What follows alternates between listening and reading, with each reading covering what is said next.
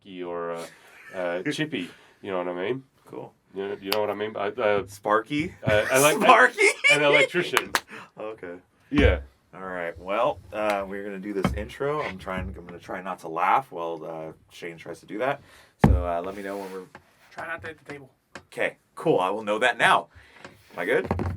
All right. It was eerie doing those games with no fans and stuff. It was weird so we did road games off monitors. Thank you so much for having me. I am so excited to finally get to do this and tell I appreciate it. No, it's great to finally kind of have the freedom to tell my story. The most important thing to me is people to remember that Johnny Gargano was a good professional wrestler, but even better human being. It's honestly a blessing. Like, being able to just go to different places, travel, and see new sights. The title of your podcast actually is very appropriate here. I've just always been interested in hearing people's stories. Welcome to Your Story with Mike Wexler.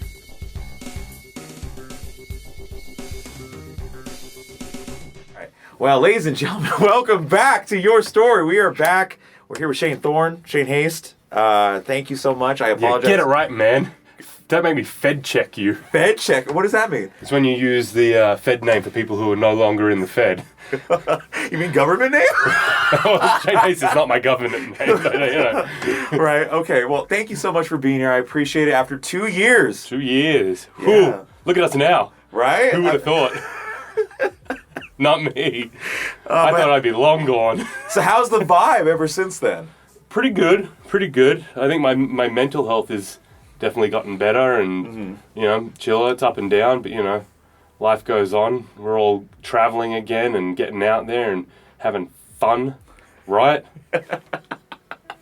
No, for sure. I mean, one thing I do got to talk about. So as of this recording, it is the day of the LA Dojo Showcase. And I know, of course, being heavily involved with New Japan and seeing these students from the advanced classes to the beginners, you know, train and work really hard. What has been like, just from your perspective, of like seeing these students go through the grind?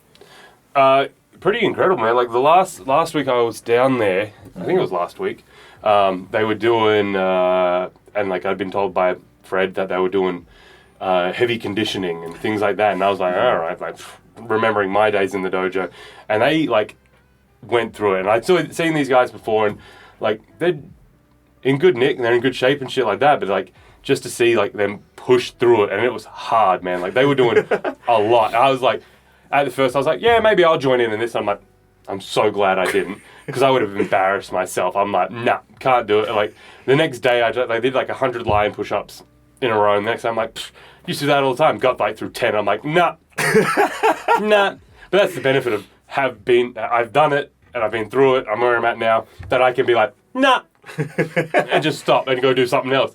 Yeah. But these guys, like, you could see they were hurting. Like, and they'd done like their hundreds of squats, push-ups, and like, yeah, more squats on that, more push-ups, and they just kept going. Right? So that's one of the things that, like, maybe from the start of the course to the end of it, you might not physically get in that much better shape because you are continually breaking down.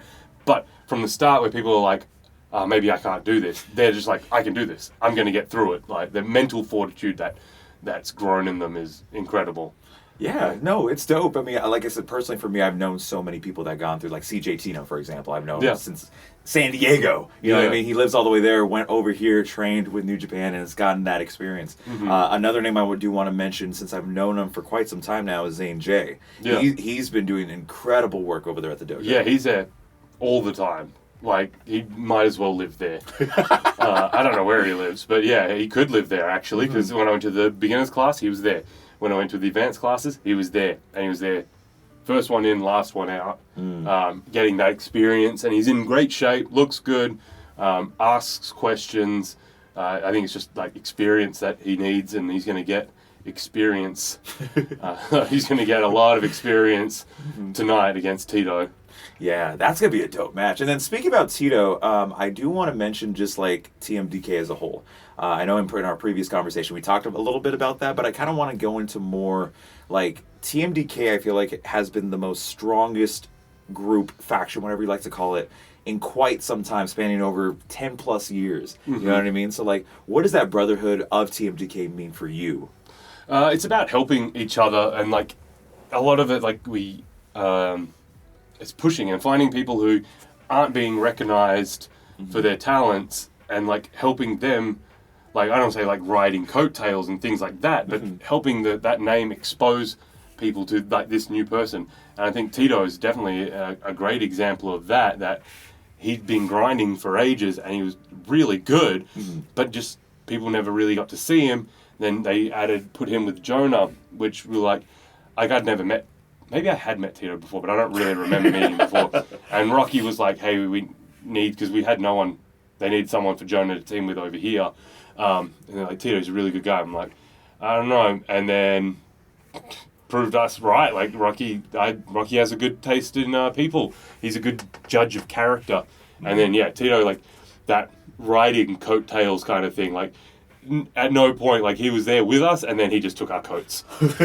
I've seen, like, how well he gets booked everywhere and how much he's getting used. His stuff in, like, MLW, that they want him there in their groups and whatnot. They're trying to poach him. But, yeah, he's the coat wearer now, and I'm happy with that. Like, me and Mikey, too, like, we put in this is going to sound like such a dick thing. We put in hard work before, and now, like, we like to add people who are better, so then we, like, when people like, Zach's the new Team DK leader, I'm like, well, we never fucking said that. But, sure, man, like, I'll ride some coattails now. I'll coast. I love coasting. It's the best. Oh, my God. Yeah. Well, shout out to ZSJ, man. I mean, he's been killing it everywhere, too. Always. He always does, man. And, like, he's such a, like, since last time we talked, yes, he joined and he elevated things to the next level. And, like, the amount of effort he puts into his wrestling and then into TMDK, like these designs and stuff is things that he organized. Right. He puts out there, he organized. If not, like me and Mike wouldn't do it. No, it's really cool. Like I said, I see that brothership just kind of like grow, especially adding more members or seeing other members do great things. Like Slex we were talking about earlier. Yeah. He's doing some great stuff too. Yeah, and he's going to have even more great stuff. Book him. He's coming. He's coming to the States, and like, you know, he looks incredible. Right. And he wrestles incredible. He's a total package. You know, he's a Lex Luger total package. Was that? That was his package. Yeah, that was. Yeah, right. Yeah. Yeah, and he's a narcissist too. No, wow. He's very humble. Slex is very humble. Oh yeah. Yeah. No, I'm excited to see him in the United States. It's going to be great. Let's talk about something that I reason why I wanted to call you over here and see, kind of just get this conversation going. One thing I'm curious about is that we see, you know, within the past several kind of recent years, 2022 to now, like being a resident of Southern California now and seeing kind of your first hand of like independent wrestling and all that too. So like, what is your main goal when it comes to, you know, the indies, as they say, for maybe this year, maybe for the future? I don't know, with the independence, it's like, I love that it's growing. And like, the thing is, like, at my age and point in life, it's about making money, having stability, which is a very cool thing that, like, a lot of these, like, West Coast Pro and Prestige and all these ones, like, they're big companies now, you know what I mean? They're running consistently and they're moving around while they think. So, like, being a full-timer, like, you can be a full-timer at West Coast Pro. Right. You know what I mean? Yeah, yeah. And, like, that can be your job. Pro wrestling can be your job. Right. So that's awesome. You know what I mean? So, like, you know, it'd be great to get in with those guys there if that's a possibility. If not, that's fine. But it's good to see these companies growing and just more and more viable companies out there getting exposure, and then other people, like, getting exposure through them is very cool. Yeah, no, it's cool. Like, for me, being someone that is a huge fan of independent professional wrestling, I just love just seeing everybody grow. You know what I mean? Like, a huge name that I want to put out there is Jordan Cruz. Yeah, he's a huge guy that I don't know how he's not signed. I don't know. Yeah. It's timing. It's a lot of it's timing, and because he's putting himself. You have to put yourself in the places to be seen for that timing. Like, timing doesn't work if you're not there. If you're sitting at home, it doesn't matter what the timing is. If you're not there to be seen, and he's putting himself in all the right places to grow and be seen more and be used more. And so that timing, it's just a thing for him, is timing. Oh, yeah. No, yeah, like I said, so many names out there. Like, even tonight, Zara Zacher, someone just that came from Japan and killed it over there, and then now doing the stuff over here. Yeah. I mean, wow. I mean, it's amazing. Yeah, I'm just being used everywhere they can get used. Like, that's saying, like with Jordan, and Zara, like, you see them pop up everywhere. Even if I'm not like going and watching the shows and stuff, you see the posters being shared by everyone. You see the graphics, and you're like, oh, you're just like, that's how. I know. I hadn't met her before going to the academy. Never watched any of her stuff before that, but I knew her.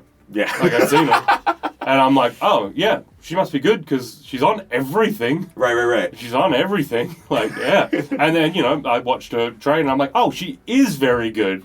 Right. You know what I mean? That she gets it. And that's why she's on everything and being used. But, like, you look at, like, people and she's been to Japan and then coming and doing smaller shows here. Some people would be like, oh, well, I can't do that. That's a step back. No, never. If you think that, then you'll never keep stepping forward. Everything's a step. Right. Like, so, especially at that level, everything's a step. So it's all a step in the right direction. Absolutely. Yeah. And speaking about stepping in the right direction, I do want to talk about one thing in particular. Shout out to Knife Sotelo, by the way. This is his studio over at my studio, but he gave in a little copy of 2K19, WWE 2K19, and that was the last time we saw you on a wrestling video game. Yeah. So I want to talk officially. Officially. Yeah. Well, what do you mean by that? Well, I mean, people make creator wrestlers, don't they? Oh, that's true. Shows off the shirt. Izzy ain't hot in here. I thought I can't just wear all TMDK stuff. Oh man! Shout out! You know what? Zooming on that shirt. The shout out to Retribution back in the day. To Marseille, to Mace, who did this design. Mm-hmm. I know him always as Dio Madden. That's just my guy. Yeah. So. Yeah. But I do want to talk about it because we kind of touched on it a little bit before we went on the air. The United States title opportunity between Slapjack and Bobby Lashley. I mean. What was it like kind of at that opportunity, having your, if I remember correctly, that was your one and only United States title opportunity? Probably, yeah. Yes. So how much? Maybe. Like, I thought, like, oh, yeah, but the career was that illustrious. No, yes, it was. So how was it like? Yeah, like any other day. You know what I mean? Like, those days, like, there was such little pressure. Because I'm very good at wrestling, there's such little pressure during the... what did we call it? Thunderdome? Thunderdome, yeah. Thunderdome days, because there's no crowd. So it's just like piped in crowd noises, which I think's kind of disrespectful. That someone's there like, oh, I come out, okay, boo, boo, volume up. I'm like, all right, that's an active choice. Like, that's not a crowd making their mind up. That's someone being told, all right, boo that person. Boo. Like, oh, of course you're not going to win. Of course you're not going to get over it. The button man's pressing the boo button.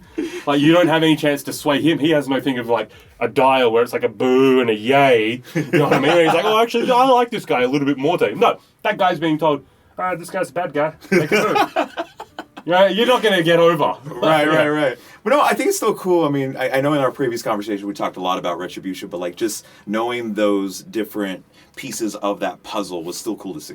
Yeah. Yeah. I mean, it was good, and like, it was good to be trusted in that position.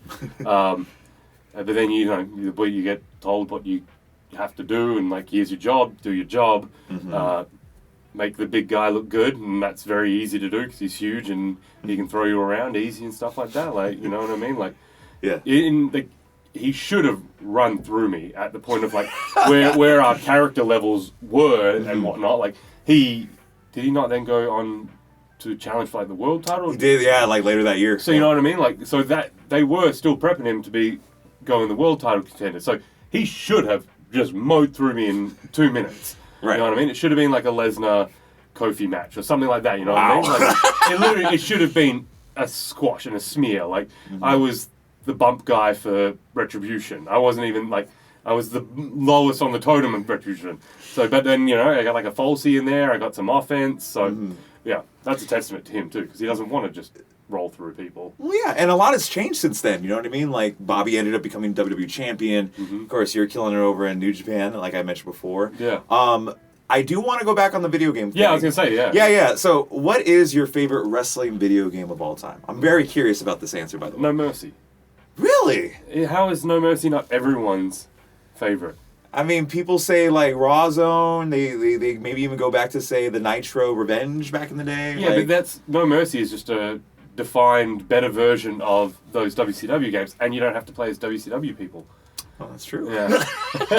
I remember, and I was talking to a friend of mine. His name was Honest John. By the way, shout out to Honest John.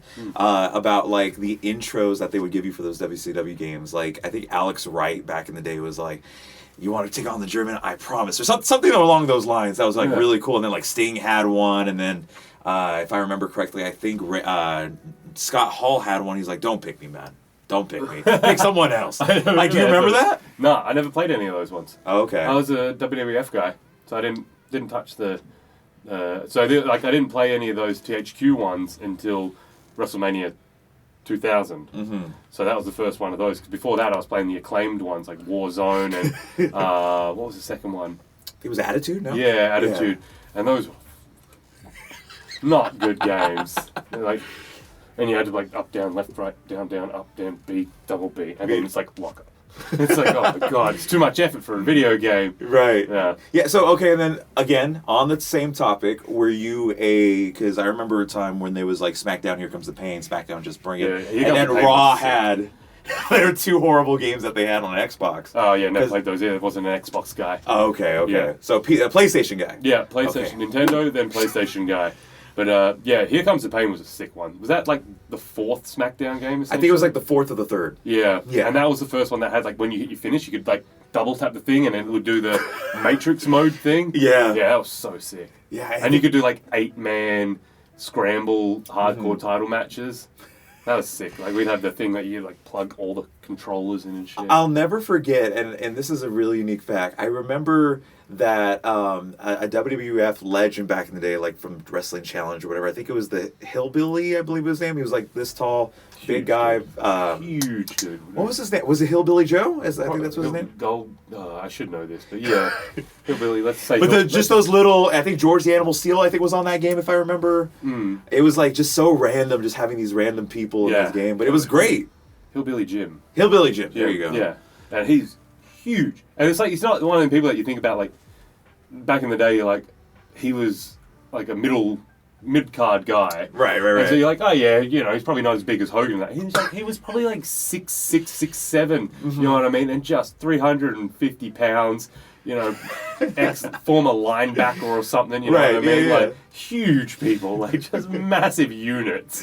Yeah, but no, it was just those games that bring back so much memories. Like for me, I was a GameCube guy, so like WrestleMania 19 was my first ever wrestling game. Yeah. I know. I didn't play GameCube. I made the Switch by then, but the old SNES Royal Rumble game was sick, and we used to play that. And like, you just go on one side of the ring, your friend on the other side, and as people enter, you kick them, shoot them to the other person. And I'm like, yeah, this is fun. And then when it gets to the last you two at the end, that's when you play. And I'm like, we just need a mode where it's over the top rope with just 2 of us. I don't know why we spent half an hour waiting for everyone else to come in and just to eliminate them. Right. Yeah, no, it's really cool. Okay, so video games aside, right, I do want to talk about one thing that has really stood out in your career. And the fact that is that you always put on not only great singles matches, but also tag team matches as well. Whether it's through Mikey or anybody in the TMDK, whether it's with Bad Dude Tito or whatever the case may be, even with Che at Championship Wrestling at some points in time. Like, how special is tag team wrestling for you? It's great because I get a break. I didn't expect that. Oh, I'm so lazy. Like I remember someone like what was that 6-man title match we had? I think it was the Ring of Honor ones. Yeah, it was the Ring of Honor ones, and like it was against. It was like Brian Cage and is that the Toa Leona one? Yes. Yeah. And Khan. I forgot what's it. The Gates of Agony. Oh yeah, and Mongol Embassy. Yeah, that's it. And I didn't do much in that match at all. And like, cause I'm like you got the young boy, you gotta have him show his fire. And Tito's got sick moves, so let him do that. And someone was like, was it Kate from Fightful was like, oh, Shane just knows his place of coming in at the right moment and stuff. I'm like, I'm just too tired. I'm too lazy. And it's like, and then that just happens to work in my benefit that I only shine just enough that I don't overstay my welcome. And then people are like, maybe a bit too much. He's like, nah, I'll do a cannonball and I'll get the fuck out. No, I'll be humble. Cannonball and No, like I just said before, I did 10 push-ups and I was done. Hey, that's more than me, brother. Yeah. That's more than me. I can barely do 10 and then I'm like, okay, I'm done.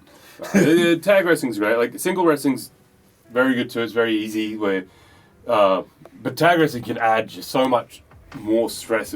There's more pieces to the puzzle. You know, especially like a 6-man. There's all these ideas. I remember back in the day doing like PWG matches, and we had a few like 4-corner tag ones, and people would just come in and be like, "All right, so I'm going to do this, this, and that," and I'm like, "But where?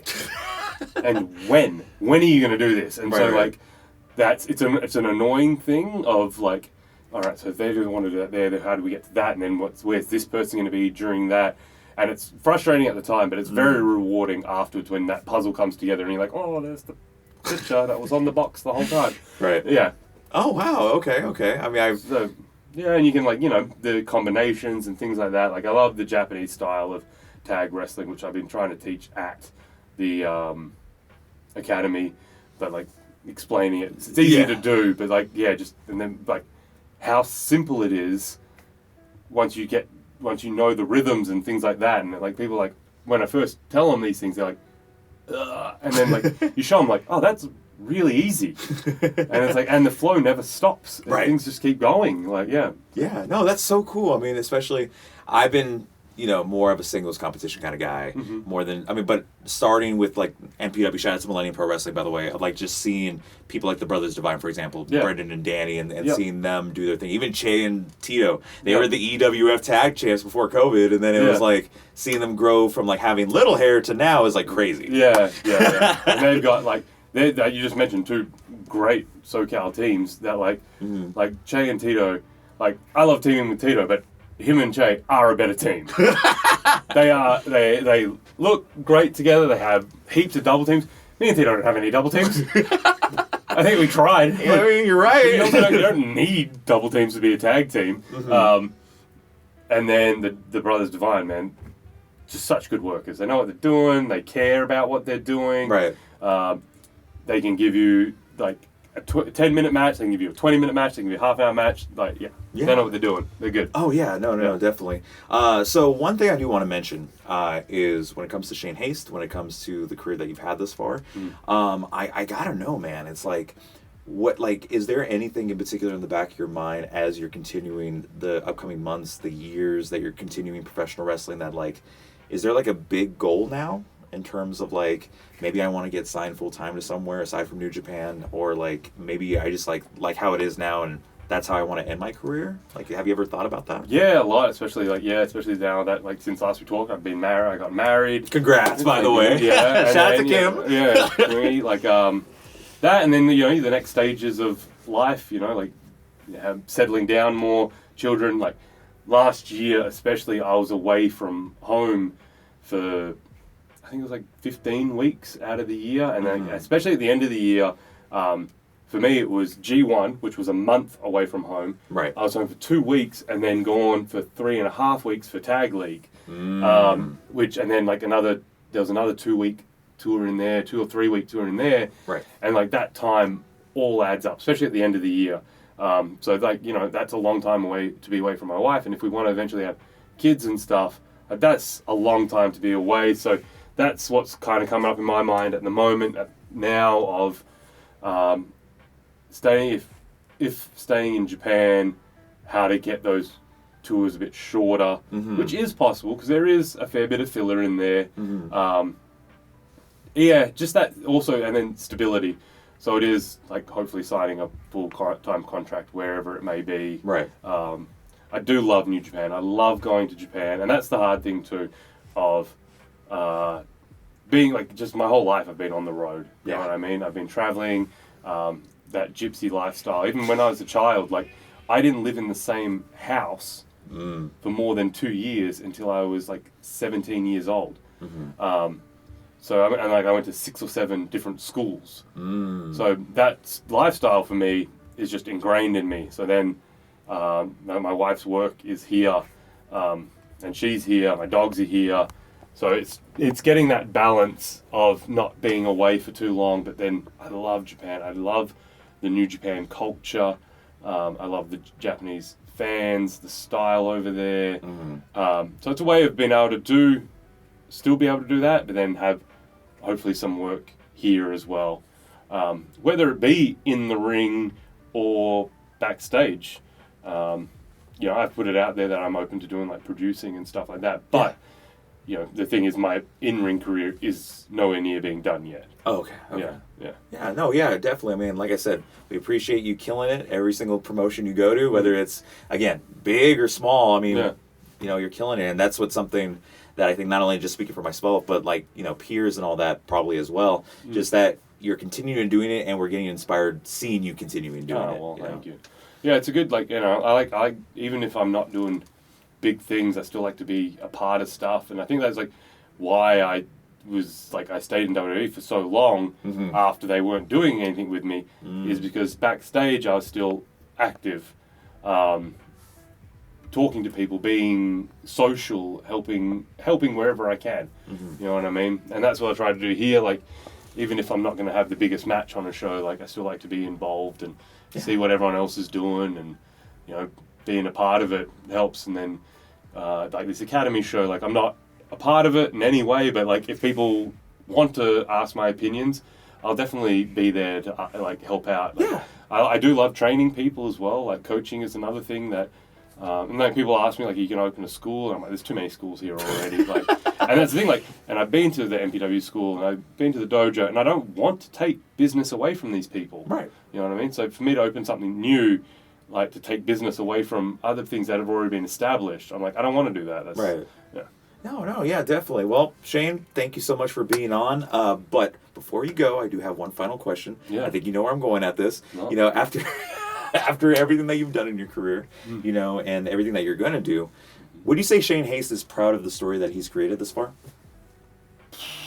I hate when people say, like, I have no regrets. I'm like, piss off. Like, you know, like, there's things that you would change. There's definitely things that I would change, like, timing-wise and stuff like that. But, like, if you had the ability to go back and change things, I think you'd just constantly be going back, and you would never actually live your life. Yeah. So, like, I'm in a very good place in my life right now. So, yeah, everything's good. It's cool. Like, and I think that, like, things will be good in the future. Like, wherever I go, I'm going to make the most of wherever I am. Yeah. Life's fucking good, man. Life's sick. Like, it's going to be sick, and it's been really cool. Like, I've done some really cool things. I've been at things, and, like, I see stuff at the moment, and I'm like, I wish I was there. I wish I was a part of this. Yeah. And I'm like, well, I did. I was a part of things in my time at stuff too, and I'm a part of stuff at the moment now too. Like, Wrestle Kingdom just gone. Like, I was like, this is awesome. Yeah. Like, that was like, they filled that place way bigger than they had in previous years and that, and it was just, it's only getting more and more. Business is only picking up more and more. Being out there for that Wrestle Dream, I'm like, this is awesome. Like, and I was like a part of it. Yeah. So it's awesome. Yeah, no worries. Well, once again, thank you so much, Shane. I appreciate you taking the time for the return to your story. Fans, where can they find you? I don't know. I'm not going to give you my address. No, You socials. stalker. He's always trying to find out where I live. No, the socials. The Shane, TMDK, on computer. On computer. Computer, Windows 95. Oh my God. DOS/Shane TMDK. Just look up TMDK and follow everyone in TMDK and see what they're doing. Go see them, buy their shirts, retweet, re-X. Re-X? Is that a thing? Yes. Is that what they say? Yes. I'd never thought about that until now. Re-X. Re-X. Yeah. Oh, no worries. Well, thank you guys so much for tuning in. Make sure you guys like, comment, subscribe, and we're back, baby, and I'm happy to be back. So thank you guys so much. I'll see you guys in the next episode